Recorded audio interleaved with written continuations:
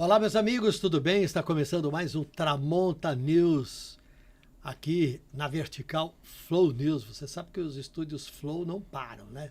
Tem Flow para todo lado e tudo coisa boa. Aqui no Tramonta News, a gente sempre está falando dos acontecimentos mais importantes, trazendo sempre um convidado que traz informação, que agrega qualidade na nossa conversa. Nós estamos no Spotify, estamos iniciando os programas sempre agora à noite, a partir das 8 da noite. Então, é a oportunidade de você, na volta do trabalho, depois que chegou em casa ou está no caminho, acompanhar o nosso programa. Ou então você ver depois o que nós conversamos aqui, os cortes, acompanha, tem a oportunidade de participar. Hoje nós temos um convidado muito especial de um assunto que é especial. Porque quem viu, não esquece.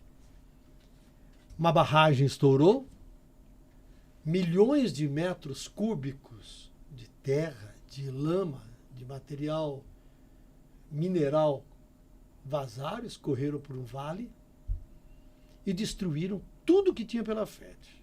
Tinha carro, tinha casa, tinha objetos pessoais, tinha gente, tinha vida. 270 pessoas morreram. Ainda tem gente desaparecida. Foi a maior história, a maior tragédia do meio ambiente do Brasil, uma das maiores do mundo. Eu estou falando de Brumadinho, que esta semana teve, não aniversário, né? Isso não é aniversário, é uma data de 5 anos do acontecimento. Há 5 anos estourou a barragem da Vale em Brumadinho. E de lá para cá, ninguém foi punido. O sofrimento das pessoas continua. E o futuro é algo que fica em aberto. Por isso, o nosso programa de hoje é especial, falando desta tragédia ambiental que ocorreu aqui no Brasil, com um convidado especial, que é o Pedro Aihara. Tudo bem, Pedro? Tudo bem, Tramonta. Que honra estar aqui e poder falar sobre esse assunto tão importante. Muito obrigado. O Pedro, vocês se lembram, era bombeiro, né? Na época em que ocorreu a tragédia de Brumadinho, Pedro era bombeiro em Minas Gerais e acabou se tornando a cara da comunicação pública naquela época, né? Era o Pedro que aparecia todas as noites da televisão, ao longo do dia, para dar as informações oficiais sobre tudo o que estava acontecendo. Depois o Pedro deixou o Corpo de Bombeiros, foi eleito deputado federal em Minas Gerais, e é uma pessoa que continua trabalhando, continua batalhando nesta área. Eu vou tomar a liberdade de te chamar de Pedro, primeiro porque você é muito mais novo que eu. Com certeza, meu amigo. Depois fica te chamando de deputado aqui, cara, é uma coisa... Não, assim, a gente tá um bate-papo entre amigos aqui. Fica parecendo assim, né, coisa de excelência, pois não excelência, vossa de forma excelência alguma, fala agora falo eu. Não. Pedro, faz exatamente 5 anos que ocorreu a tragédia de Brumadinho. Quando você olha para trás e relembra tudo aquilo, ou quando você no seu dia a dia para pensar, por algum momento aquilo já é águas passadas na tua vida? De forma alguma, Tramonta.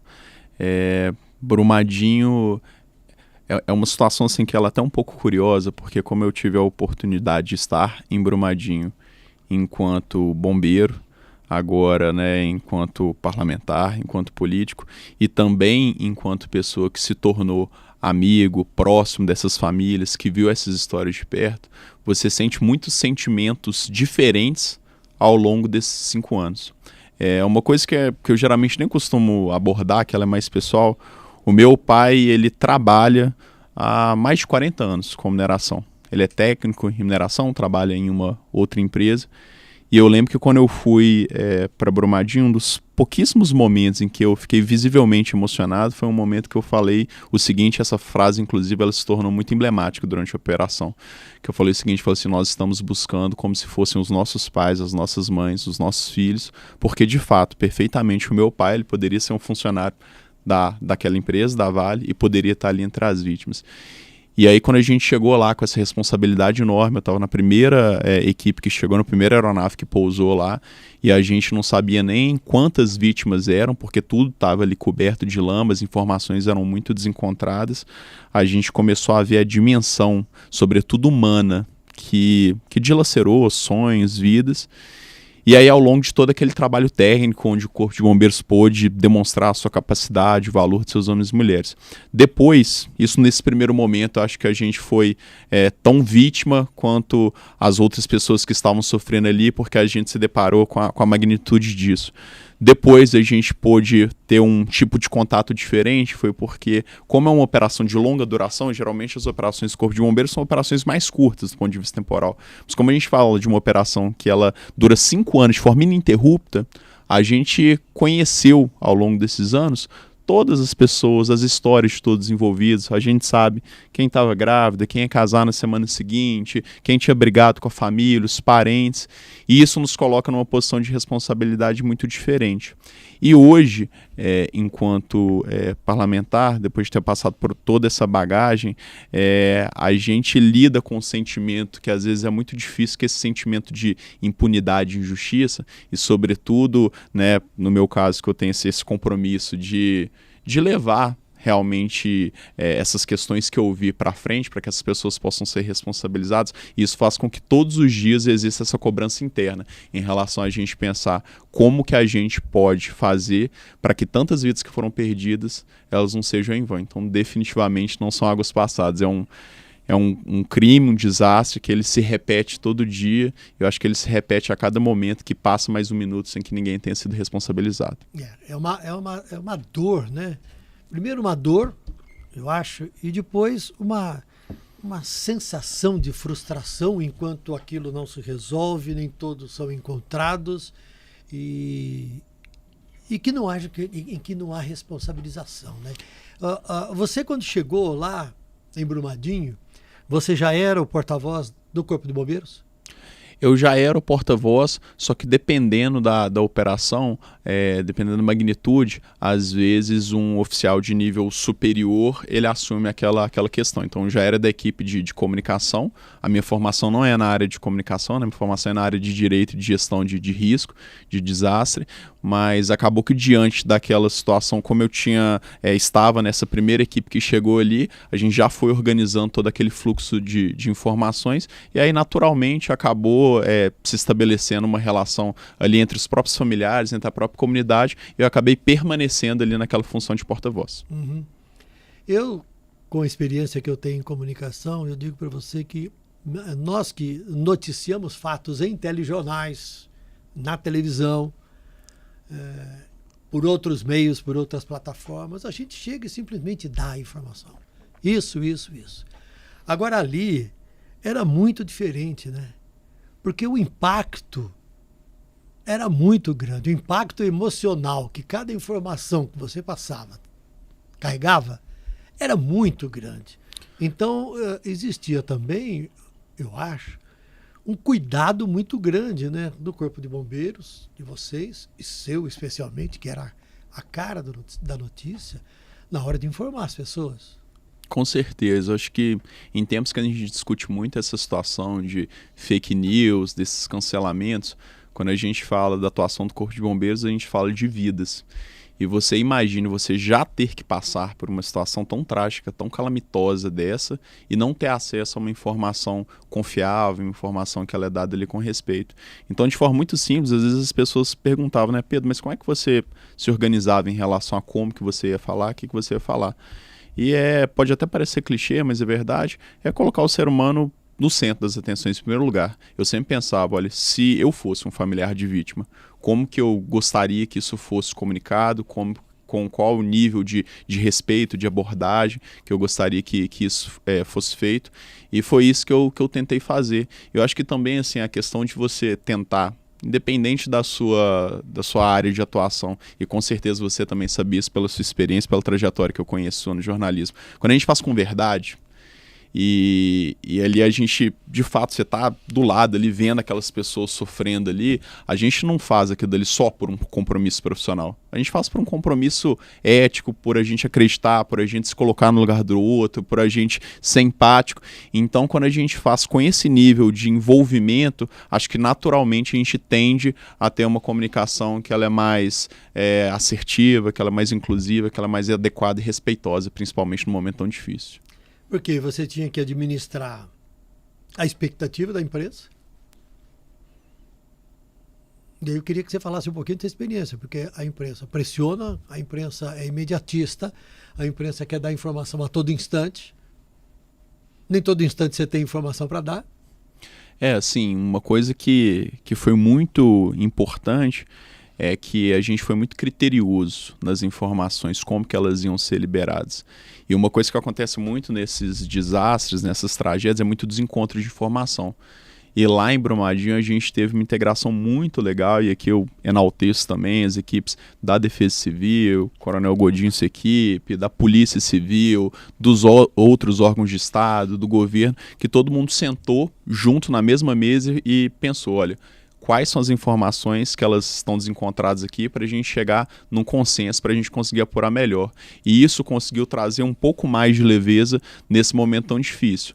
Uma coisa que é muito interessante foi um dos momentos assim mais emblemáticos. Quando a gente fala de comunicação de desastre, a gente precisa ter um cuidado muito grande como é que a gente modula a informação e como é que a gente vai apresentar isso. Quando a gente tem um rompimento de barragem, geralmente a gente tem um complexo de barragem. Então, um rompimento de barragem, ele quase sempre ele tendencia a gerar outros rompimentos que ele provoca um efeito cascata. A primeira barragem rompe, ela sobrecarrega aquela outra barragem que está ali abaixo e você acaba tendo rompimentos subsequentes. E aí, em determinado momento, quando já tinha acontecido o rompimento da B1, a gente corria o risco de ter um novo rompimento. A gente tinha que fazer evacuação preventiva da cidade. E como que você faz uma evacuação sem gerar um caos, um pânico desnecessário, considerando que você estava com uma população extremamente traumatizada e com uma situação que tinha acabado de acontecer e tinha causado tantas mortes? Então a gente teve que pensar muito como que a gente iria apresentar isso para que as pessoas pudessem evacuar sem que também aquilo dali gerasse, né, um pânico que fosse, às vezes, gerasse um problema até maior. Não podia ter caos, tinha que ser minimamente organizada. E como que a gente poderia também fazer para que todo mundo entendesse a importância daquilo dali. Uma outra decisão também muito delicada que a gente precisou tomar é que quando a gente teve acesso às imagens do rompimento, que elas não foram, a gente teve acesso desde um primeiro momento, só que elas só acabaram vazando não pela gente, mas a imprensa acabou tendo acesso no segundo momento. A gente teve muito cuidado em não fazer a liberação dessas imagens de forma oficial, porque como a gente tinha evacuações que poderiam ser necessárias, a gente tinha muito medo do caos social, do impacto emocional que aquilo dali poderia causar na população. Então a gente se juntou nesses colegiados, onde os especialistas de todos os órgãos, a gente conseguia discutir isso e, graças a Deus, tomamos decisões muito acertadas. Então, às vezes, acho que as pessoas também tendem muito a imaginar que a gestão desses desastres, às vezes, é feita de uma forma muito amadora e, felizmente, o Brasil tem evoluído muito nisso. Então, lá em Brumadinho, acho que ficou como um símbolo muito importante também da responsabilidade do trabalho público. Então, vários órgãos trabalhando por um mesmo prol, trabalhando de maneira responsável, e isso, né, em que pese seja um crime, um desastre, uma tragédia assim, de dimensões, né, emocionais muito grandes, é motivo para a gente também poder observar que há instituições, né, não só o Corpo de Bombeiros, mas várias outras que funcionam e que estão ali realmente para poder ajudar a resolver aquele problema. Uhum. Agora, a gente estava falando disso para você, da expectativa e da pressão que a imprensa faz para informar permanentemente as pessoas, né?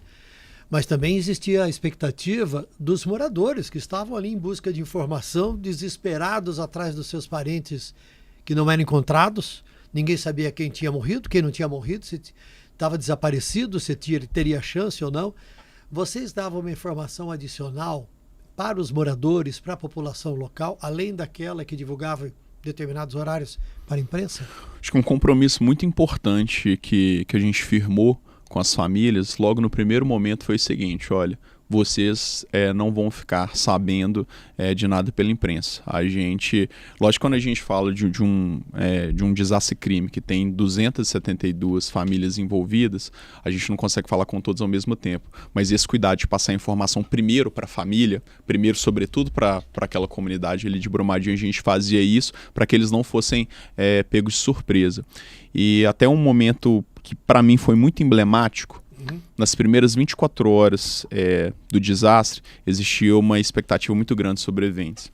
E aí nós éramos, né, as equipes de apoio ainda estavam chegando. Logo nas primeiras horas, quando começou a correr na comunidade Córrego do Feijão um boato que a barragem tinha se rompido, muitas pessoas elas não acreditavam que aquilo dali era verdadeiro, porque era uma estrutura gigantesca. E aí começou a se falar, nossa estrutura rompeu. As pessoas não acreditavam nisso. A gente tinha acabado de chegar, chegamos de helicóptero, fomos montar um posto de comando numa estrutura bem pequena e todo mundo começou a cercar a gente. E a gente pegou lá uma cadeira de plástico, já estava sem luz, porque a lama tinha levado os postes.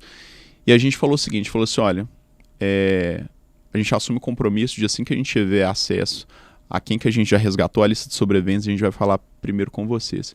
E você imagina a situação de tumulto que estava aquilo dali. Quando chegou a lista de sobreviventes, e eu fui fazer a leitura dessa lista, a viva voz, no meio de toda aquela população, estava um caos total. E uma característica que acabou modificando tudo isso é porque essa lista ela estava fora da ordem alfabética. Porque à medida que iam sendo feitos resgates, o pessoal ia categorizando e conseguiu me enviar essa lista. E foi o único momento de todo o desastre, talvez desses 5 anos, que quando eu comecei a fazer a leitura desses nomes, se instaurou um silêncio ensurdecedor ali. Porque todo mundo, como ainda mais que a lista estava fora da ordem alfabética, todo mundo ficava na iminência de poder escutar o nome do familiar, do parente, do amigo, enquanto um sobrevivente. Então, sem que a gente pedisse, todo mundo se colocou em absoluto silêncio e começou a ouvir os nomes. E eu me lembro muito da expressão das pessoas, e é um sentimento dúbio, né? Porque da mesma forma que você está ali fazendo aquela leitura e você sente o alívio de uma pessoa que acabou de escutar o nome de um parente, sabe que ele está bem, sabe que ele está vivo, você vê aquela outra pessoa sofrendo porque o nome do esposo, do filho, da filha dela não foi lido, e você tem que trabalhar e acolher aquelas duas pessoas.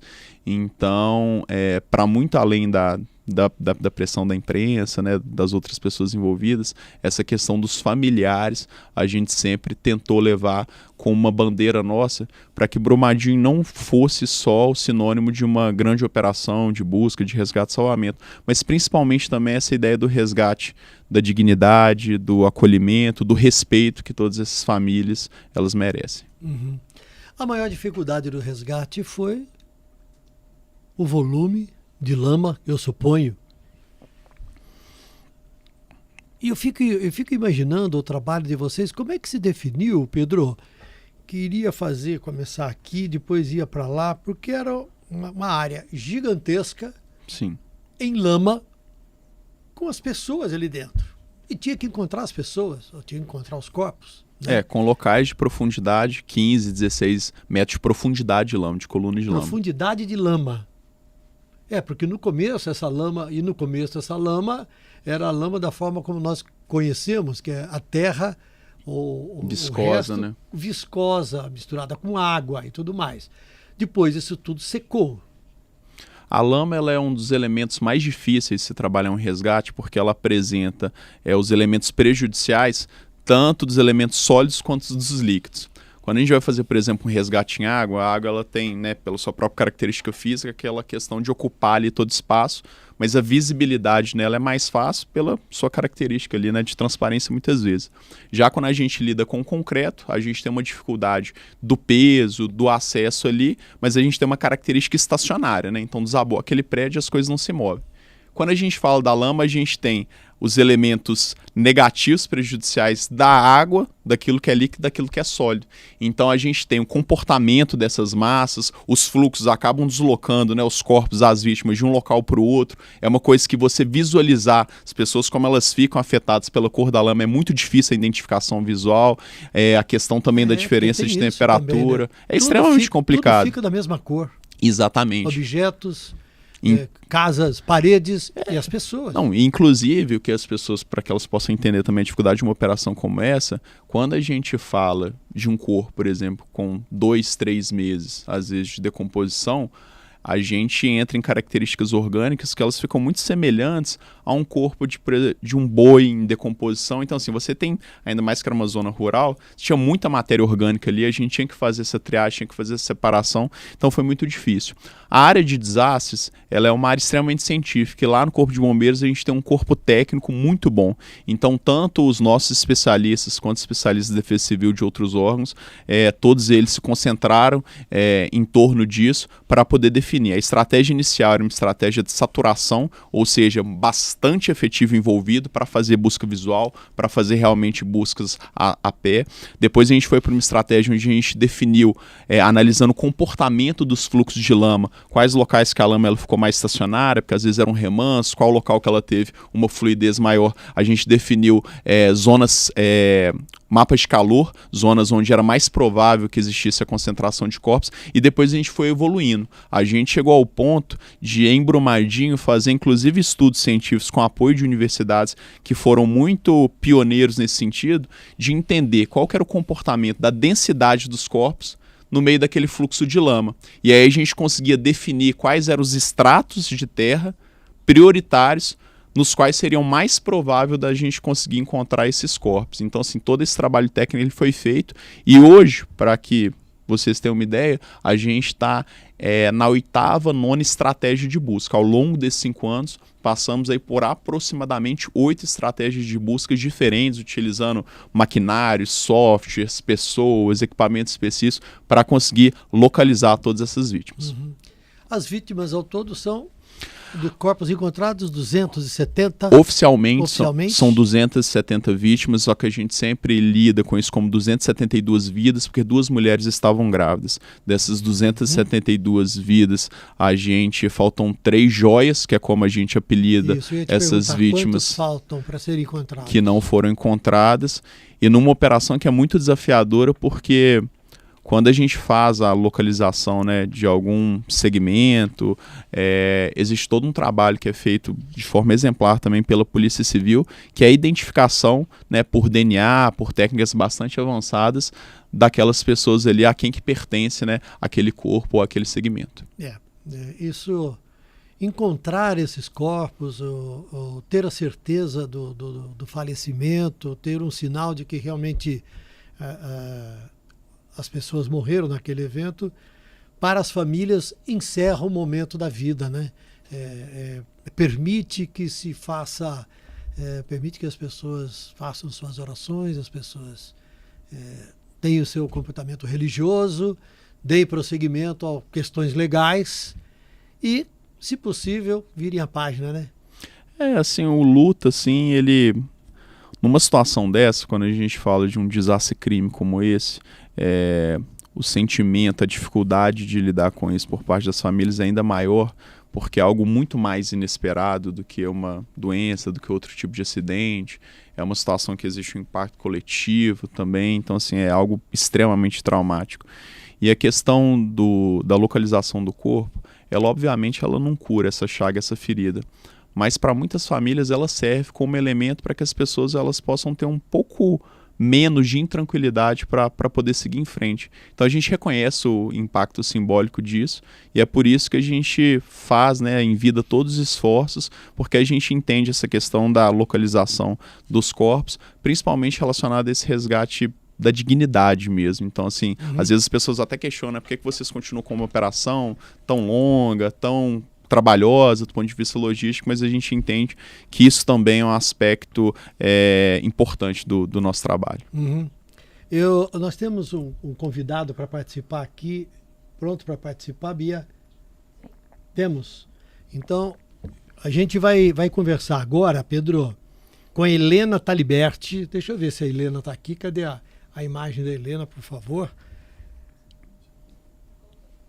A Helena tá chegando aqui na nossa imagem. A Helena está aqui. A Helena Taliberti é fundadora da ONG Camila e Luiz Taliberti. Oi, Helena, nós estamos aqui conversando, eu estou conversando com Pedro Aguirara, trazendo para a gente, relembrando uma série de acontecimentos daquilo tudo que aconteceu de 5 anos para cá. E agora a gente conversa com você. E a primeira pergunta que eu queria fazer, bem-vindo ao nosso programa, é: quem eram a Camila e o Luiz?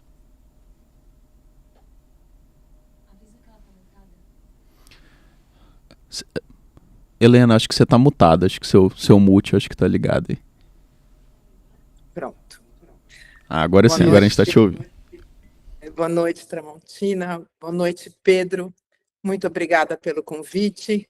Um prazer estar aqui. Camila e Luiz eram meus filhos, né? Eles estavam em Brumadinho, passando o feriado do dia 25 de janeiro, que para nós aqui em São Paulo é o aniversário da cidade, e também estavam lá na única pousada que foi levada pela lama. E eles estavam lá porque iam visitar Inhotim. E junto com eles estava também a minha nora, grávida do meu neto Lorenzo, e também o pai biológico e a madrasta. A madrasta ainda é a Maria de Lourdes, ainda não foi encontrada. Por que, Helena, você decidiu formar a ONG, criar a ONG? Olha, Tramontina, na verdade, a decisão nem foi só minha, nem do meu marido, nem da família. Foram dos amigos e das amigas do Luiz e da Camila.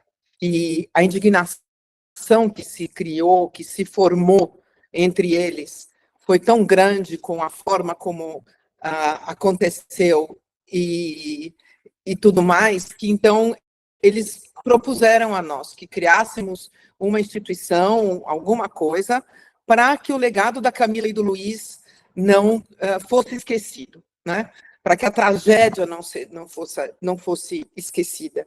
E principalmente para que a morte deles não tenha sido em vão, né? Para a gente ser uma voz que mostra, fora de Minas Gerais, porque nós estamos aqui em São Paulo, né, que mostra o setor da mineração e os danos que ela pode causar às comunidades, às pessoas e ao meio ambiente. Me parece que vocês têm um olhar, vocês usam como ponto de partida o que fizeram a Camila e o Luiz ao longo da vida, a lembrança deles, mas vocês têm um olhar para o futuro, né, desse aspecto. E aí, quando você olha para o futuro, o que você acha que pode ser feito? E o que você acha que tem que ser feito, Helena, para que não ocorram acontecimentos como esse novamente? Olha, a primeira coisa, eu acho que a legislação ela tem que ser mais rígida do ponto de vista do licenciamento, do ponto de vista da fiscalização. Isso eu acho importantíssimo que seja feito, né? A segunda questão é o modus operandi das empresas de mineração. Elas precisam ter uma ligação com a comunidade. A comunidade precisa ser ouvida, precisa ser respeitada, né? No seu modo de vida, no seu estilo de vida, preservar aquilo que é importante, né? A gente sabe que a mineração ela tem o futuro dela é finito, a gente sabe disso, né? Então eu acho que essas comunidades elas precisam ser ouvidas para que não sejam pegas de surpresa quando de repente todo o entorno dela for destruído pela mineração, as montanhas, né, que a gente sabe que são muito degradadas e precisam, obviamente, ter outras fontes de renda. Isso eu acho importantíssimo que seja feito, né? Fora, assim, outras coisas, Tramontina, que eu acho, assim, difícil até da gente falar, mas porque é tão grandioso e é tão difícil, né? A gente tem que achar alternativas para aquilo que a gente usa o minério, né? Temos que achar substitutos, mas isso eu não tenho nem como te dizer o futuro, né? Porque não sou da área, não conheço, então precisaria mesmo de estudos, precisaria ter outras expertises, né? Para poder fazer com que isso aconteça. Esse teu chamamento à responsabilidade e à participação maior da sociedade no futuro desses empreendimentos torna-se ainda muito maior quando a gente pensa, quando a gente volta para Minas Gerais, né? Minas Gerais é toda ocupada por barragens e por centenas de minas, né? E aí a gente olha em volta e fala, bom, e aí? Né? E aí? Não se faz nada, continua do mesmo jeito, isso dá um desalento. E aí o trabalho de ONGs e das pessoas como vocês que se empenham em relembrar e não permitir que se esqueçam e que se trabalhe seriamente, fica muito mais importante. Olha, eu tenho essa visão também. Mas você veja, não é só Minas Gerais que tem barragem, não. Aqui em São Paulo nós temos barragem também. E perto da cidade de São Paulo, bem perto da cidade de São Paulo. Então, eu acho que a gente precisa, sim, ter consciência. O nosso principal trabalho é conscientizar a sociedade disso, né? De que precisamos tomar cuidado, precisamos tomar medidas, e aí eu acho que não, obviamente, que não é apenas nós, ONGs, né? Eu acho que o governo precisa estar também presente o tempo todo nisso. Pedro sabe disso muito melhor do que eu, e para que a gente não tenha repetição desse crime, né? Desse tipo de situação. Helena, muito obrigado pela sua presença aqui conosco, pelas suas informações, e a gente torce muito para que o trabalho de vocês tenha efeitos e junto com outras tantas instituições realmente consigam alcançar esses objetivos todos. Muito obrigado e um abraço. Muito obrigada, eu é que agradeço, um abraço a vocês também. Obrigado. Pedro, a gente olha o que a Helena falou, né? Mas eu lembro que a Vale, dona de Brumadinho, né? De onde estava, daquela barragem, a Vale falava que aquela barragem era de baixo risco. Primeiro, a Helena é uma querida, né? Assim, é uma pessoa de um discernimento, de uma sensatez, assim, de um bem-querer muito grande, assim. Eu acho muito bonito esse trabalho de ressignificação que ela faz, juntamente com a família. A grande questão, Tramonta, sobre toda essa situação das barragens é que a gente precisa, sim, modificar as nossas legislações. Isso é fundamental, a gente tem se esforçado bastante para fazer isso, mesmo enfrentando um lobby muito grande das mineradoras, e tem certas coisas que eu acho que são muito revoltantes, sabe, Tramonta, quando a gente verifica os programas de reparação, todos eles apresentando severos problemas, e a gente vê milhões e milhões sendo gastos em publicidade para vender uma ideia de uma reparação que está sendo feita, sendo perfeita, sendo que isso não é verdade. Eu acho que isso é muito revoltante, sobretudo para quem teve que enterrar uma pessoa querida por uma negligência, por uma condescendência criminosa de uma empresa e de todos os seus envolvidos. Mas quando eu digo sobre essa questão da barragem segura, é porque no final das contas, o principal problema hoje da questão das barragens no Brasil é um problema de governança. Na legislação anterior que existia, aplicava a Barrasa, a principal legislação que fala sobre isso é a Política Nacional de Barragens, a gente já tinha a previsão da necessidade dessas barragens elas serem auditadas por uma empresa, por uma auditoria externa. Só que a negligência, o crime, a falta de responsabilidade com a vida é tão grande que no caso específico de Brumadinho, no qual é importante a gente dar nome aos bois, a Tuvsud era responsável por fazer esse controle. Uma empresa alemã, né? Empresa alemã. Tem escritório e representação aqui no Brasil. Exatamente. Eles participaram também desse processo de forma criminosa, porque diante da possibilidade, da pressão da própria Vale em ter aquele laudo de estabilidade, eles fizeram um laudo que claramente, tanto é que rompeu a barragem, era um laudo fraudulento.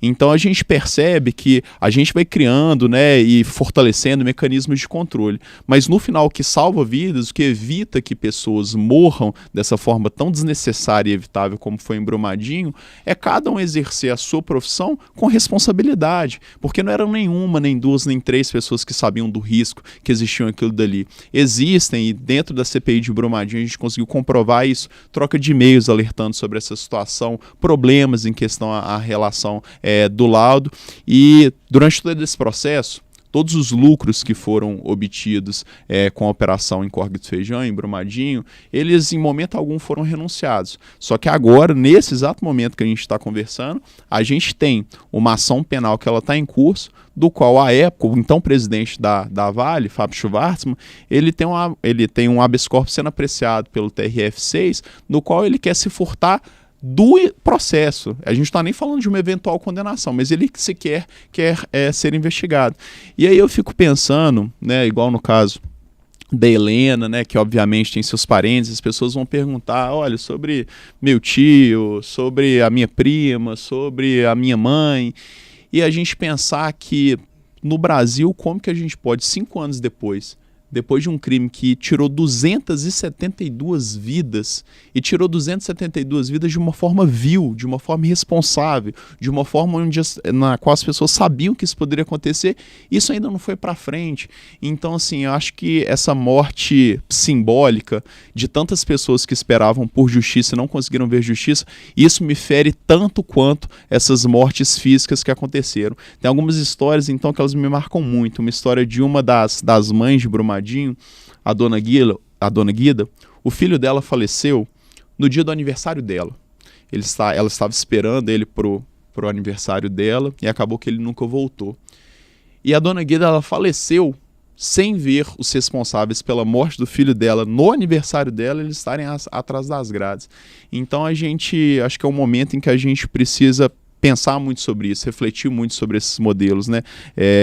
Você comentou sobre Minas Gerais, né? Eu gosto também muito de poesia, e Drummond, né, que nasceu em Itabira, que é a cidade onde a Vale foi criada, ele falava sobre isso, né? 90% de ferro nas calçadas e 90% de ferro nas almas. E eu acho que nesse momento que a gente experimenta, eu acho que a gente nunca pode esquecer da responsabilidade que todos nós temos em transformar esse legado, que é um legado sombrio, que é um legado de angústia, de sangue, de dor dessas famílias, em de fato um divisor de águas no Brasil para que nunca mais a gente tenha que lidar com situações como essa. Uhum. Você falou de dor, a gente conversou com alguém que você conhece muito, o capitão Léo Fará. O capitão, na época do resgate, da procura dos corpos, especialmente lá no começo, ele comandou as buscas, né? Eu não sei se ele continua ainda lá. Não, ele não está mais no Corpo de Bombeiros, mas a gente trabalhou muito junto na época de então, Brumadinho. A gente pediu para ele fazer uma declaração para a gente, para ele mandar para a gente uma declaração daquilo que ele considera que para ele mais marcou naquela época. Vamos acompanhar o que ele disse. Bom, Brumadinho por si só é uma ocorrência muito marcante na minha vida, pois foi a primeira ocorrência que eu atendi como capitão. Eu tinha acabado de ser promovido a capitão e foi designado para comandar as operações de busca terrestre, né, de busca e resgate. Mas tiveram vários momentos de muita dor, de muita tristeza, mas algo que me marcou muito foram as cartas das crianças, né? A primeira carta que a gente recebeu em toda a operação, eu ganhei dentro de uma farda, e perguntei para a responsável da lavanderia, a Dorothy, se tinha outras cartas iguais àquela, e ela me disse que tinham centenas de cartas que as crianças estavam escrevendo. E 2 dessas cartas foram muito marcantes. Uma delas, da Ana Clara, não esqueço o nome da garota, que pedia para que a gente encontrasse o pai dela, que estava desaparecido. E a outra era uma carta bem simples, dizendo: bombeiro, sua mãe deve estar preocupada. E quando eu li aquela cartinha, eu na hora liguei para minha mãe para falar que estava tudo bem. Eu liguei para minha esposa também para falar que estava tudo bem, porque a gente acaba ficando imerso na operação. E foram diversos atos de solidariedade, de carinho com toda a corporação. Pessoas que lavavam a farda para a gente, a homenagem que a gente recebeu dos moradores do Córrego do Feijão, que deram uma medalha para todos os bombeiros. Então é difícil de falar um momento só. Foram vários momentos que fizeram com que a gente não desistisse e que até hoje a operação continua em busca das 3 joias. Amigo. Você também deve ter muitas histórias como essa, né, Pedro? Tem alguma que você está sempre na tua cabeça, alguma coisa que você não se esquece daquilo tudo que aconteceu? Olha, tem algumas. Uma que me marcou muito na hora que você estava falando sobre a questão até da pressão da imprensa e dos familiares. Logo no primeiro dia, até para a gente conceder entrevistas, era um momento que era muito tenso, porque como muitas pessoas, pelo nervosismo, elas estavam à flor da pele ali, às vezes a gente estava num link ao vivo, as pessoas queriam invadir o link ao vivo, queriam gritar, porque estavam experimentando aquele momento de dor. E tinha uma pessoa, um senhor, que ele, no momento que a gente estava gravando, acho que era até pro Jornal Nacional, estava muito estressado, ele quase invadiu o link ao vivo, e aí o pessoal quis contê-lo, e eu falei assim, não, gente, calma, deixa eu conversar com ele, porque a gente não sabe o que essa pessoa está passando. E aí eu conversei com ele e falei o seguinte, falei assim, olha, você pode ter certeza que, no caso era o irmão dele que estava desaparecido, que a gente vai encontrar o seu irmão, e esse é um compromisso mesmo, você está vendo tanto que a gente tem se esforçado, a gente vai localizar o seu irmão. Acabou que alguns dias depois, por uma infeliz coincidência do destino, a gente teve uma situação de um acidente de carro de uma família de um dos bombeiros militares, não lá em Brumadinho, mas em outro local. E aí, no meio da operação, como era um amigo muito próximo, eu fui ao velório. E no momento que eu cheguei no velório, no cemitério, do lado, coincidentemente, estava sendo velado o irmão, a vítima lá de Brumadinho, que tinha sido localizado. E no momento em que aquele senhor me viu, foi um momento muito forte, foi muito constrangedor para mim ao mesmo tempo. Ele se ajoelhou diante de mim, começou a chorar e falou assim, realmente, vocês conseguiram encontrar o meu irmão e eu sou muito grato por isso que vocês fizeram, não vou me esquecer disso. E esse foi um momento que ele foi muito simbólico para mim, porque eu acho que a gente consegue, às vezes, ter a noção do tanto que determinadas atividades, que determinados trabalhos, elas representam para outras pessoas. Uma coisa que eu sempre falava em operação é o seguinte, falou assim, olha, gente, eu sei que vocês podem estar cansados, né? Tá sendo difícil para todo mundo. Eu, quando fui para Brumadinho, eu fiquei meses sem voltar para casa, com todas as minhas questões familiares, pessoais, acadêmicas afetadas. Mas eu falei assim, por mais que esteja sendo cansativo para nós e difícil psicologicamente, fisicamente, a gente tem que lembrar que as pessoas, quando elas olham aqui para a gente, elas enxergam esperança, elas enxergam uma responsabilidade, elas enxergam a possibilidade de dar prosseguimento a isso, então que a gente não perca isso. E a gente conseguiu, né, manter esse espírito, essa chama acesa. E eu acho que isso que faz com que a gente consiga trabalhar mesmo diante de cenários tão difíceis, né? Acho que a atividade, a profissão bombeiro, acho que ela tem muito isso, né? A gente fazer muito além da nossa vontade, da nossa possibilidade, mesmo sabendo que muitas vezes isso por si só não vai ser capaz de solucionar completamente o problema, mas acho que quando você faz com coração, com amor, as coisas de alguma forma se transformam. E agora, sim, o que eu tento também carregar agora no parlamento é esse mesmo espírito. Assim, acho que a gente tem que acreditar que a gente consegue fazer um bom trabalho, transformar a vida das pessoas, dar significado para aquilo dali, fazer a coisa de uma forma que funcione para todo mundo. Mas, assim, sem dúvida, essas histórias, assim, as histórias pessoais, familiares, uma coisa que é muito forte para mim também, Tramonta, isso não só em Brumadinho, que você marcou muito na minha atividade de bombeiro, é que uma mãe ou um pai enterrar um filho é uma injustiça muito grande. A lei natural da vida é que os filhos enterrem seus pais. Tem até um livro, né, que a Helena conhece muito bem, que fala sobre esse processo de luto, que ele se chama o revés do parto. Porque se o parto é um momento, né, de nascimento e de consagração daquela mãe, daquele pai, né, no momento em que o filho ele é enterrado, você tem um momento, né, essa antítese, o revés do parto. E isso é uma coisa que me marcou muito também em Brumadinho, porque acho que existem muitas dores que não são superáveis, mas certamente acho que a maior delas é de um filho que ele é perdido ali pelo seu pai, pela sua mãe, ainda mais numa situação dessa. Agora, Pedro, a tragédia era anunciada, né? Porque 3 anos antes, na região de Mariana, também rompeu a barragem do Fundão, né? Também da Vale. e ali já morreram 19 pessoas. Aí 3 anos depois acontece Brumadinho. Quer dizer, nada foi feito. A grande questão, também tive a oportunidade de trabalhar em Mariana, não na parte de comunicação, no outro setor, que era mais voltado à parte de operações. E quando aconteceu Mariana, existiu a construção de uma narrativa de forma muito equivocada, sobretudo pelos mineradores, que era o seguinte: não, isso foi um fato completamente isolado. Importante a gente lembrar que existem vários rompimentos de barragem que aconteceram, inclusive no Brasil, com impactos severos do ponto de vista ambiental, às vezes até mesmo humanos, assim, só que não foram tão noticiados, porque quando a gente fala de Brumadinho e Mariana, a gente fala, né, realmente de dimensões aí gigantescas. E a grande questão é a seguinte: se a forma como a gente gerencia o risco e como a gente lida com a vida, ela não muda, as tragédias elas se repetem. Quando a gente vai estudar a parte de gestão de risco, na área de segurança em voo, ela é uma área de referência nessa parte de gestão de risco. E sempre existe uma discussão que é a seguinte: um acidente aéreo ou um desastre-crime como esse de Brumadinho e Mariana, eles só acontecem quando ocorre aquilo que a gente chama de tempestade perfeita. O que é uma tempestade perfeita? É uma conjunção de fatores que contribui para que aquilo dali tenha aquele resultado. Não existe rompimento de barragem que é provocado por um fator, por dois. São sempre uma série de negligências, são sempre omissões acumuladas, uma série de problemas, muita gente envolvida, muitos problemas, e chega um ponto que realmente aquela questão ali daquele caldo em torno, daquele problema que ele explode. E quando a gente vê, né, nos casos de Brumadinho e Mariana, a gente vê desde negligências estruturais até modelos de gestão, de governança inadequados, até problemas relacionados aos instrumentos de controle, a questão dos próprios profissionais envolvidos.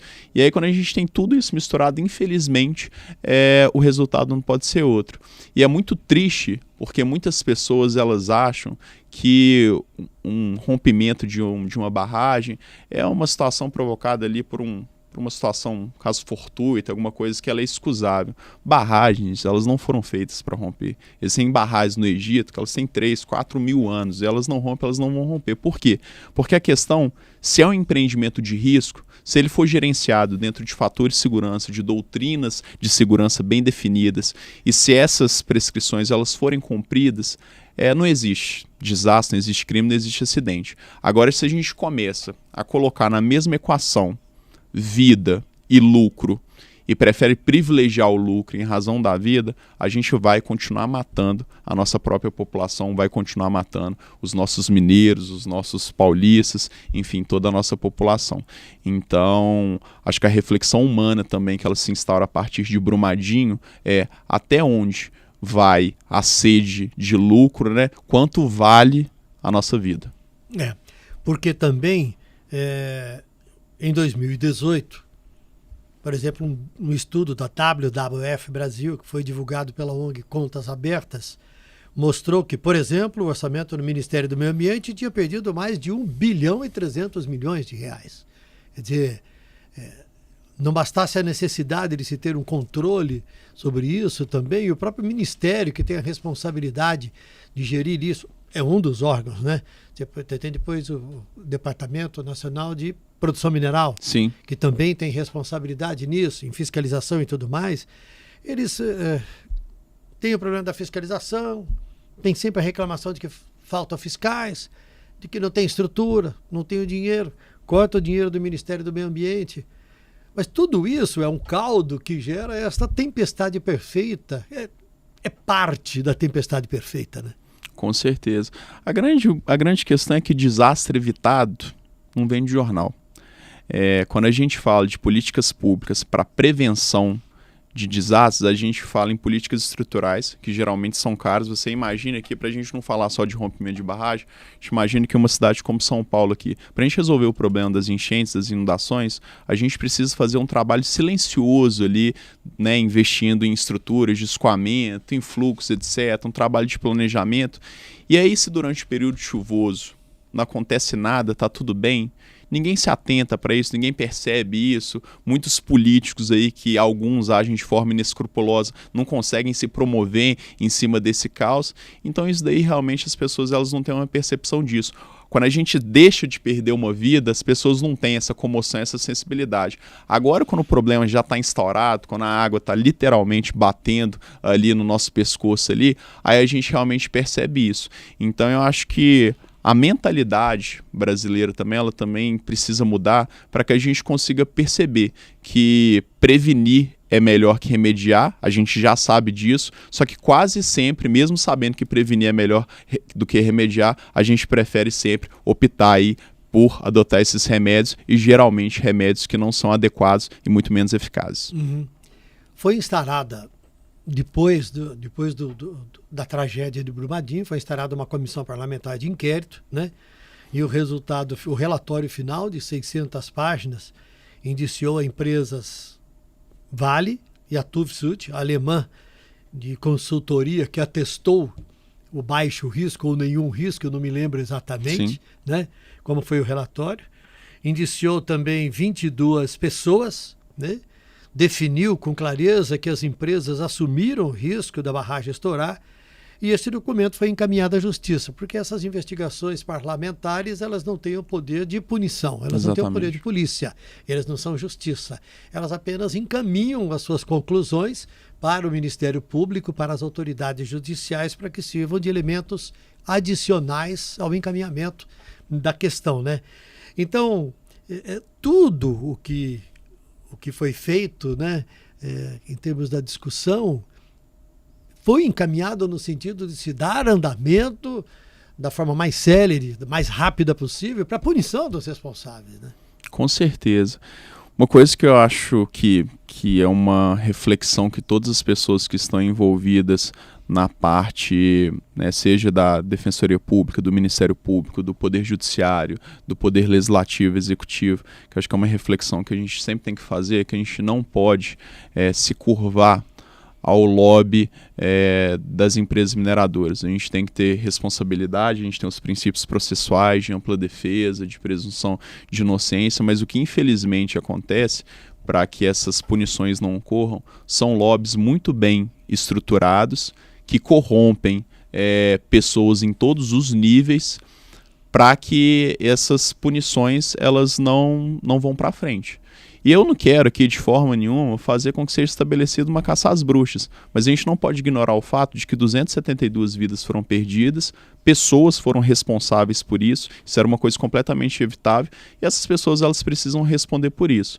No parlamento, quando eu assumo, né, um papel de lutar por essas vítimas, eu não tenho nada contra as empresas mineradoras, assim, a favor para que as reparações sejam feitas, para que as vítimas possam ser escutadas, é um papel de muito risco, porque eu me indisponho e me coloco no nível de exposição que é muito preocupante. Mas eu entendo que é um compromisso que a gente tem que ter, sobretudo depois de tudo que eu vi, em representar legitimamente essas famílias. Eu acho que se todo mundo envolvido nessa história pensar dessa forma, eu acho que a gente consegue sim ter essa responsabilização. Eu tenho uma confiança muito grande nas instituições de justiça, né? No Poder Judiciário, no Ministério Público, na Defensoria Pública, também nos órgãos policiais de investigação, e conheço muitos profissionais que estão absolutamente preocupados, envolvidos, para que a justiça ela possa ser feita.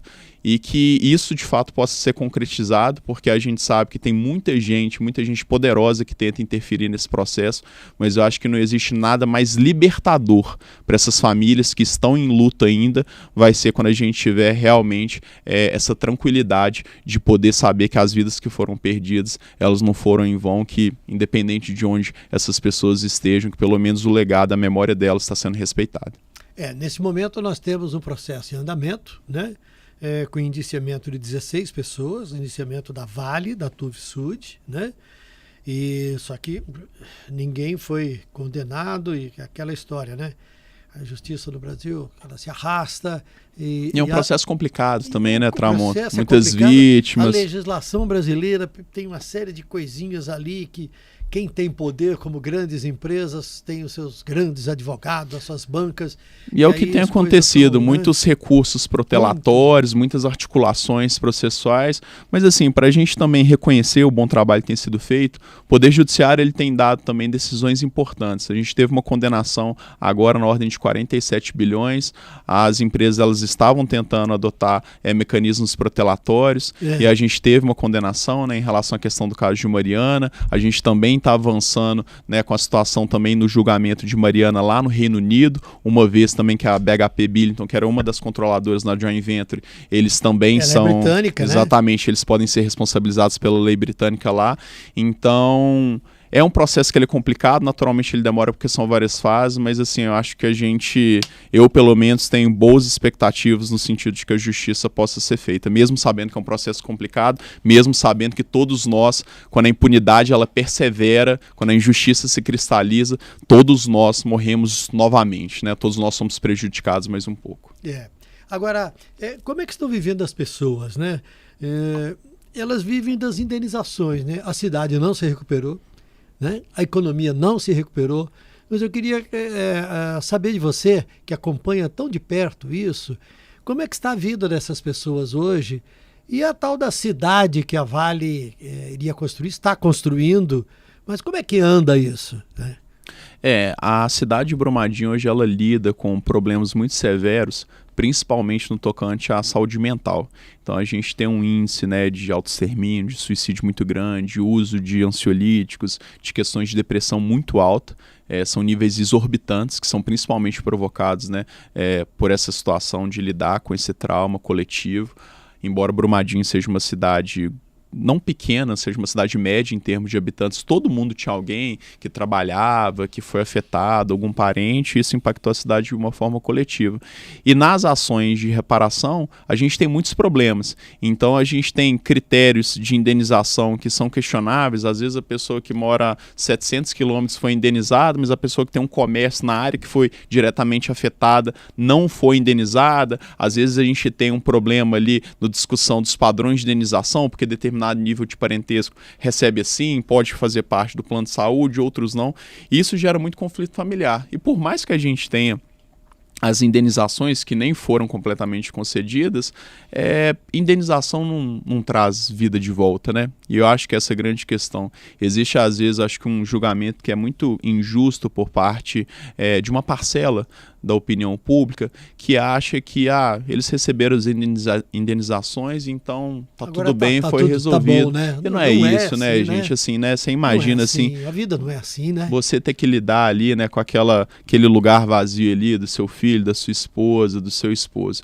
E a gente também tem as ações de reparação. Então, deixa eu te interromper um instantinho, claro. Só para que quem está nos ouvindo possa acompanhar e entender. São vários processos diferentes, são vários níveis de decisões.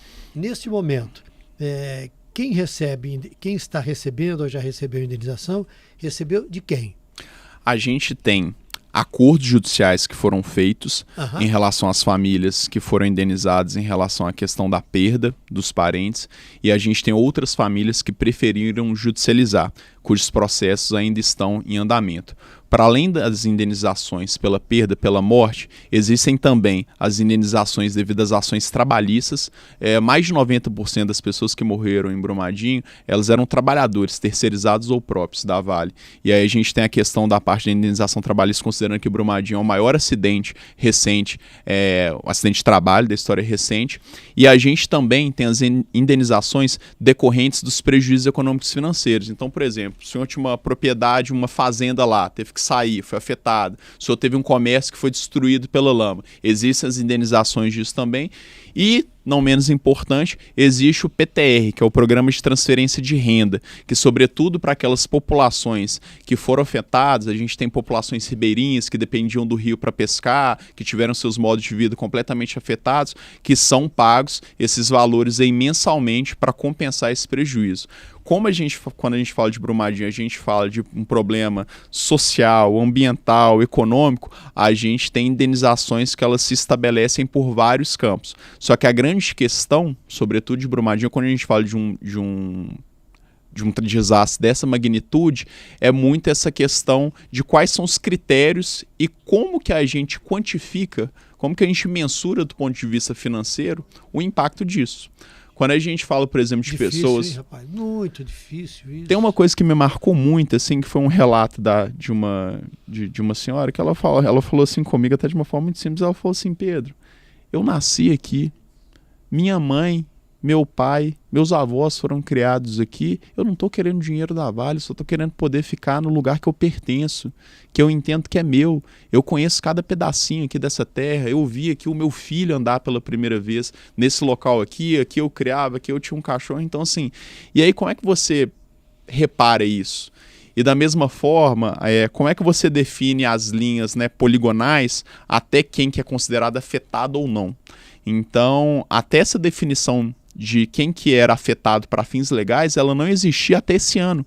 A gente, com muita luta lá no Congresso, a gente conseguiu promulgar a Política Nacional de Atingidos de Barragem para conseguir definir legalmente o que é um atingido, porque até então isso ficava nas mãos da empresa. Então a empresa falava o seguinte, olha, Tramonte, você tem uma propriedade rural lá, você teve ali as suas atividades ali prejudicadas, eventualmente era um lugar que você ia para lá todos os finais de semana, mas você não é considerado afetado. Como que não é, gente? Você teve seu modo de vida, você teve suas lembranças, você teve, né, a sua família afetada, e isso é uma coisa que não só está acontecendo em Brumadinho, mas também em outros lugares.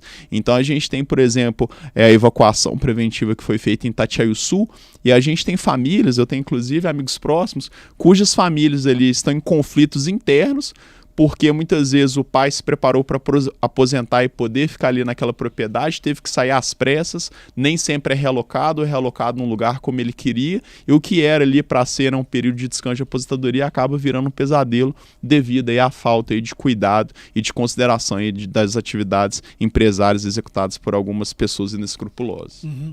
Agora, a Vale faz muita publicidade da reconstrução da cidade, da reconstrução da região, daquilo que ela está pagando de indenização, né? Daquilo que ela está fazendo, né? A história da reconstrução da cidade, ou da construção de uma nova cidade, como é que é o nome mesmo? Eu já li, não me lembro. No caso de Mariana, a gente fala de Bento Rodrigues. Bento Rodrigues, né? E as pessoas estão indo para lá, a cidade está sendo realmente construída, está funcionando. Bento Rodrigues é uma coisa assim que é um pouco assustadora, porque Bento Rodrigues, para quem conhecia o distrito de Bento Rodrigues, né, que é bem próximo de Mariana antes, era um distrito muito pacato, a gente tinha obras, inclusive ali do Barroco Mineiro, uma igreja mais do que centenária, casas muito simples, um modo de viver muito específico. E no caso, né, da reconstrução da cidade, que foi executada pela Fundação Renova, que é um modelo jurídico extremamente questionável, que é basicamente você dar... Fundação Renova foi criada pela Vale, né, com este nome, né? Que de renova não tem nada. Então, assim, basicamente você dá para a própria empresa que foi responsável por esse desastre-crime a responsabilidade de definir o que ela tem que fazer. Então, assim, é um modelo, do ponto de vista jurídico, muito questionável, até por isso que ele não foi adotado em Brumadinho, com severas críticas em relação à questão da governança, conflito de interesse, porque você tem as próprias empresas, elas apitando num processo de reparação por um dano que elas cometeram. Então, assim, definitivamente é uma coisa um pouco estranha. E lá, a gente teve a reconstrução em padrões muito diferentes do que existia antes, então virou acabando um distrito, assim, com identidade completamente deturpada, e as pessoas, lá elas comentam o seguinte, olha, mas aqui não tem, nessa casa foi feita uma casa gigantesca, maravilhosa, mas não tem a terrinha aqui para eu plantar, não tem isso que eu gostava. Então, assim, a gente fala da perda de identidades. E com um problema dessa reconstrução, que a gente passados, né, mais de 8 anos, a gente não teve essa reconstrução ela terminada. Então você imagine e a gente é uma população muito idosa nesses locais, teve gente que morreu esperando ser realocado, poder voltar para sua casa, e infelizmente nunca voltou. Então, às vezes as pessoas, quando elas escutam falar das histórias de Brumadinho, Marianas, elas pensam, imaginam algumas coisas, só que quando a gente vê realmente aquele olhar desolado, aquele olhar muitas vezes que a pessoa ali não vê mais graça em poder estar ali naquele local, porque tudo aquilo dali se perdeu nessa descaracterização do lugar, das identidades, a gente entende realmente do que a gente está falando. Acho que o Brasil ele tem uma dificuldade muito grande de lidar com a memória coletiva dele, e a gente tem que utilizar esses episódios que são dolorosos, que são sofridos, para a gente estabelecer muito claro quais são os nossos limites. Eu queria lembrar que sobre Brumadinho, tem um livro que foi publicado, um livro escrito pela jornalista Daniela Arbex, uma tremenda jornalista investigativa. Nós temos a capa desse livro ali para a gente mostrar. Aí, está aqui, ó, Daniela Arbex. né? Arrastados é o título do livro. O subtítulo é Os Bastidores do Rompimento da Barragem de Brumadinho, o maior desastre humanitário do Brasil. A Daniela é autora de outros livros importantes, né? E a Daniela, assim que houve esta tragédia, a Daniela foi para lá e ficou lá acompanhando os trabalhos, conversando com as pessoas, né? Sim, eu tive a oportunidade de conversar com ela, uma ótima jornalista. Lançou agora também um novo livro que fala sobre a situação daquele incêndio que destruiu as vidas daqueles jogadores de base do Flamengo lá no Ninho do Urubu. Isso. E acho que foi a Daniela também quem antes contou a história do manicômio, do último manicômio brasileiro. Holocausto brasileiro. Que é o Holocausto, até citado aqui na capa, né? A forma como os doentes viviam, como eram colocados como animais lá dentro do manicômio e como é que funcionou. E a Daniela passou a se dedicar a esta área do jornalismo investigativo. Ela é uma jornalista muito séria, absolutamente responsável, né? E já ganhou prêmios por esse trabalho. E então, quem quiser saber mais ainda de tudo que aconteceu, além de tudo que tem visto, e pode procurar no livro Arrastados, da jornalista Daniela Arbex, que contribui muito para a denúncia e para o entendimento de tudo aquilo que aconteceu. Agora, logo depois, Pedro, que houve a tragédia de Brumadinho, o governo de Minas logo tacou uma multa de 99 milhões de reais à Vale, né?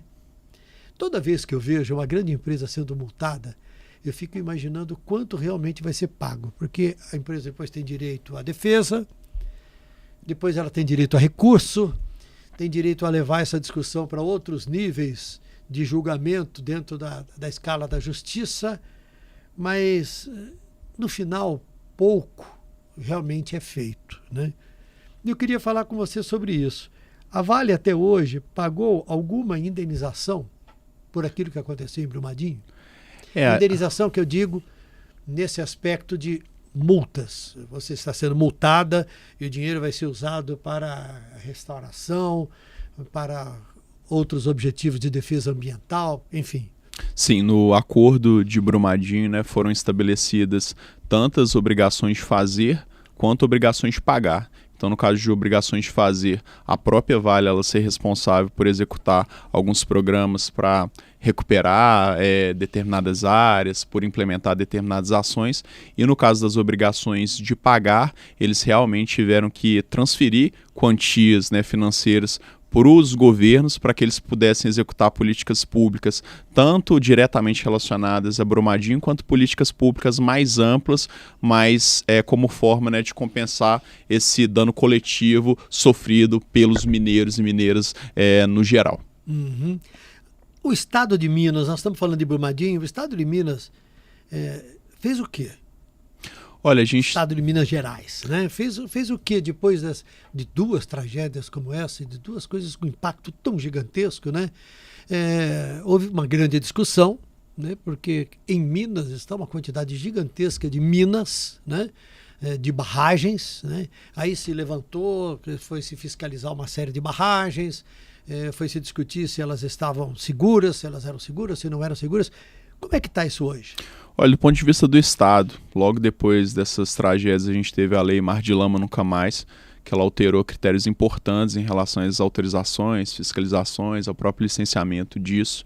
E a gente também teve um incremento na fiscalização pela Agência Nacional de Mineração em Minas Gerais. A gente tem uma defasagem histórica muito grande na ANM e a gente conseguiu, por meio de um concurso público, que foi algo que a gente batalhou muito para que o quadro de fiscais pudesse ser restabelecido, direcionar alguns especificamente para a fiscalização das barragens. Eu acho que principalmente também as instituições, elas se aprimoraram muito nas atividades de negociação e de fiscalização. Então, a Agência Nacional de Mineração, ela conseguiu aprimorar os modelos de controle dela. No caso, principalmente, acho que o Ministério Público e o Poder Judiciário, eles conseguiram, de fato, modificar muitas questões. Eu acho que o Ministério Público de Minas Gerais, por exemplo, né, a gente tem o Dr. Carlos Eduardo lá no CAOMA, que é o núcleo responsável pela parte de meio ambiente, e faz um trabalho ímpar, assim, porque diante de toda essa confusão que se estabeleceu, ele conseguiu fazer com que as ações de reparação fossem conduzidas e isso, de fato, fosse revertido para a população. Então, em relação a essas condenações, esses termos de ajustamento de conduta que foram celebrados, né, por intermédio do Ministério Público, em fazer com que políticas públicas de fato fossem executadas. Então, acho que as instituições, elas aprenderam muito e hoje, lógico que a gente ainda tem problemas em relação à segurança de barragens, a gente não pode negar isso, mas que o modelo ele melhorou bastante, isso é inegável. A Defesa Civil Estadual, o Corpo de Bombeiros, né, dentro da Defesa Civil Estadual foi criado também estruturas específicas para cuidar dessa parte de barragens, colocando uma quantidade maior de profissionais. Então, assim, Minas Gerais, no geral, ainda que tenha sido de forma muito dolorosa, conseguiu pegar essa lição, né, que infelizmente, como eu disse, custou muitas vidas, para fortalecer suas estruturas e contribuir para que isso não se repita.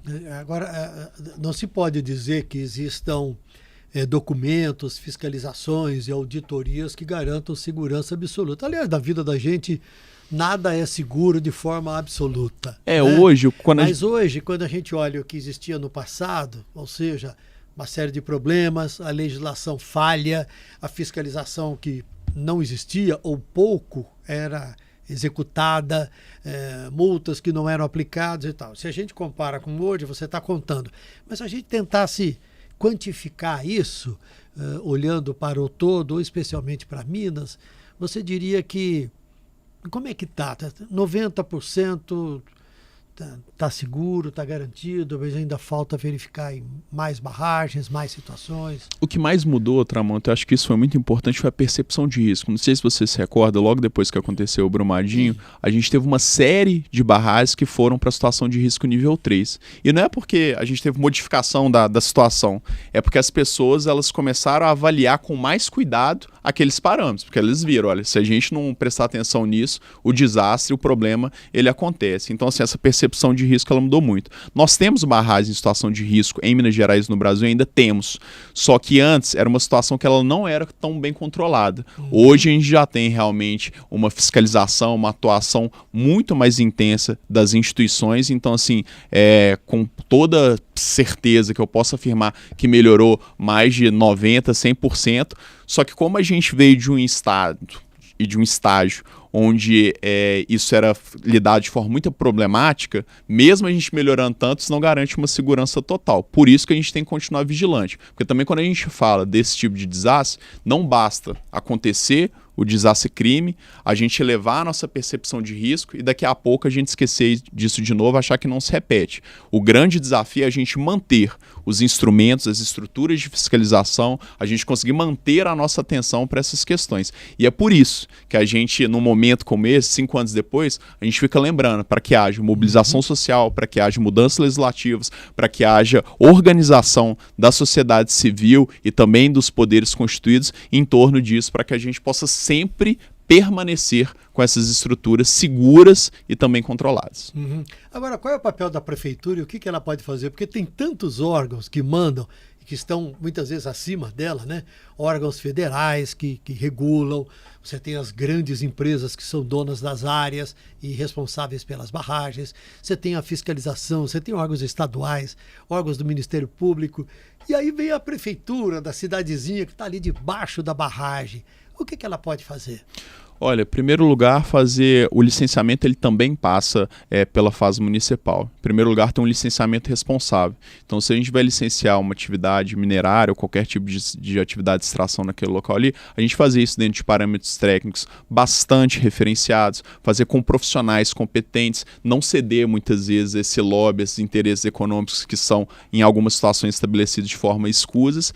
E uma outra parte também é preparar a sua população e preparar suas estruturas para essas situações. Quando a gente consegue ter uma defesa civil municipal organizada, com profissionais competentes, equipamentos, investimentos, quando a gente consegue treinar a população, quando a gente consegue trabalhar esses conceitos nas escolas municipais, fazer simulados, levar esse conhecimento, todo mundo fica preparado para lidar ali com aquela realidade. Se Deus quiser, não vai ser necessário a gente fazer uma evacuação, a gente não vai ser necessário fazer uma situação dessa, mas a gente tem que estar preparado. A gente tem modelos que são muito bem aplicados em outros países, como no Japão, por exemplo, onde as crianças ali, desde muito novas, elas aprendem a lidar com isso, e quando elas aprendem a lidar com isso, elas sabem como adotar um comportamento autopreventivo, o que é fundamental também numa situação. Então, assim, a vida ela acontece nos municípios, e as prefeituras elas têm a obrigação de preparar os seus munícipes ali, os seus cidadãos, para também lidarem com isso, e principalmente também as suas estruturas organizacionais, os seus profissionais, para poder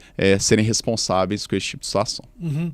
E o parlamento? E o Congresso? Você hoje é deputado federal, você foi eleito a partir da visibilidade que você teve e a partir da eficiência e competência com que você atuou lá em Brumadinho e tornou-se uma pessoa conhecida da população em geral. Foi eleito deputado.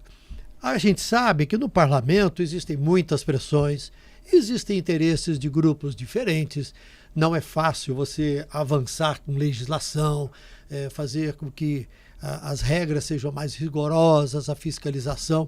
Qual é o papel do parlamento e que tipo de vitórias você acha, se é que elas existiram, que ocorreram de lá para cá?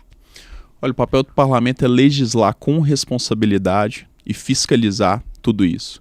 Como eu disse, quando a gente fala de desastre, as pessoas elas só lembram do desastre quando o desastre já está acontecendo. A gente vai lembrar das tragédias no litoral de São Paulo quando a gente já está com as pessoas soterradas, a gente vai lembrar da necessidade da gente ter sistemas de prevenção quando a gente já tem pessoas morrendo, queimadas ou asfixiadas numa boate, a gente só vai lembrar da necessidade de fiscalização e de controle adequado de uma barragem quando a barragem já se rompeu. Então a gente tem que fazer com que o ciclo da política pública ele realmente seja um ciclo completo. Quando a gente fala, por exemplo, das ações de defesa civil, a gente fala das ações não só de resposta, não só pós-desastre, mas a gente fala das ações de preparação, a gente fala das ações de planejamento, a gente tem que fazer política pública com P maiúsculo mesmo. Só que isso daí demanda com que a gente modifique a forma como a gente faz política. Porque no final das contas, infelizmente, a gente tem muito político que tá doido aí para uma enchente, para uma inundação acontecer, para ele chegar lá depois, distribuindo uma cesta básica, fazendo uma política assistencialista. Não que isso não seja importante, mas quando a gente fala de resolver esses problemas, estabelecer políticas públicas e não ações assistencialistas, a gente tem que pensar em investimento em infraestrutura, em preparação das cidades, em preparação de corpos técnicos para poder lidar com isso, e obviamente isso demanda uma maturidade muito grande. O nosso papel, pelo menos meu papel no parlamento, tem sido de levantar essa bandeira. Uma bandeira que é uma bandeira que ela não é levantada porque ela não tem apelo eleitoral, porque as pessoas não se lembram de desastre quando a gente consegue fazer uma prevenção, mas a gente já teve vitórias importantes. Por exemplo, a gente teve essa situação de Maceió agora, em Alagoas, e a gente conseguiu passar um projeto de lei, inclusive consegui fazer emendas importantes nesse projeto, para que as empresas, em situações como essa, elas possam efetivamente ser responsabilizadas pelo dano que elas causam às famílias, à própria cidade. Em outras situações, a gente teve, por exemplo, a promulgação da Política Nacional dos Atingidos por Barragens. Então, são muitas vezes ali iniciativas, trabalhos que são silenciosos, mas que eles garantem que a população ela esteja mais protegida, ela conte com instrumentos, no caso delas serem violadas por ações, né, desses grupos econômicos. Então, assim, é um trabalho de formiguinha, mas é um trabalho que precisa ser feito, e lá no Congresso a gente tem levantado com muito orgulho essa bandeira. Esta situação que o Pedro está lembrando de Maceió, é numa mina de salgema, isso, né? Em Maceió, que é de propriedade da Braskem, que é uma outra gigante, né? Deste mundo da mineração. E estava lá na COP20 lá fazendo. Estava lá na COP20 fazendo marketing, né? E pelo menos 6 mil pessoas tiveram que deixar suas casas porque a área da mina, a área subterrânea da mina está afundando, passou por um processo de afundamento, né? Olha, Pedro, a gente só pode ficar esperando torcendo para que a sua bandeira seja carregada por muito mais parlamentares e que as pessoas sejam, né, picadas pelo bom bicho da responsabilidade, da seriedade em relação a todos esses eventos, para que a gente não tenha que falar das mortes, de dor e principalmente de tragédias, né? Parabéns pelo trabalho, muito obrigado por ter vindo, por ter contado aqui para a gente a sua história e por ter trazido todas estas informações tão importantes em relação àquilo que acontece no Brasil e aquilo que a gente espera que não ocorra mais. Com certeza. Obrigado, Tramonta. Para mim é uma honra estar aqui com você. Eu falei que antes de entrar aqui no ar, aqui, o tanto que eu sou fã da sua trajetória, do seu trabalho aqui. E a nossa luta é justamente por isso, é a gente levando esse conhecimento. Eu acho que o papel que você faz é muito importante. A gente transforma uma situação tão dolorosa em um símbolo também de não esquecimento, de memória, de dignidade e de justiça, que é o que a gente quer, né? No final das contas, a gente quer uma vida melhor para todos os brasileiros, e a gente não esquecer daquilo de ruim que aconteceu é um passo importante para a gente conseguir fazer essas mudanças de fato acontecerem. Por isso que a gente precisa da cobrança, do apoio de quem está assistindo a gente. Obrigado mesmo, parabéns, e a gente fica sempre à disposição aí, porque vocês precisarem. Valeu, muito obrigado, um abraço. Obrigado, gente. Está terminando o nosso programa de hoje. Nós estamos no Spotify, estamos em diferentes plataformas. Se inscrevam no canal, compartilhem, curtam, falem com a gente, mandem mensagens. Um grande abraço.